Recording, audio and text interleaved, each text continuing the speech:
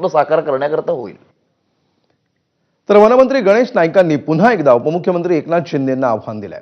आगामी स्थानिक स्वराज्य संस्थांच्या निवडणुकांसंदर्भात त्यांनी भाष्य केलं. जिथे भाजप सक्षम आहे तिथं स्वबळावर लढण्याचा हट्ट धरणार असं देखील नाईकांनी म्हटलंय.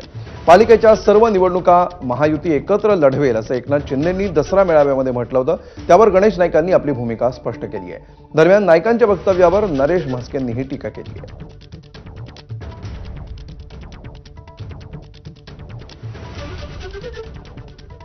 राज्याचे मुख्यमंत्री देवेंद्रजी फडणवीस यांनी काही वक्तव्य केलेली आहेत.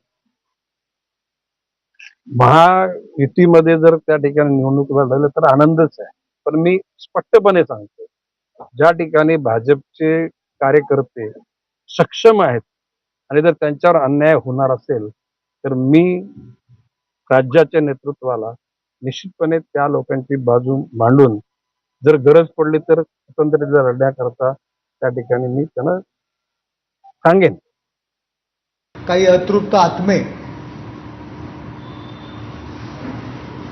नवी मुंबईतील चुकीच्या पद्धतीने आमच्या नेत्यांविषयी काही स्टेटमेंट करत असतात. त्यांचं वय झालेलं हे आम्ही मान्य करतो. राजकारणामध्ये एखाद्याचा मत्सर असावा, एखाद्याबद्दल राग असावा, परंतु या स्तराला जर राग जात असेल तर ते चुकीचं आहे.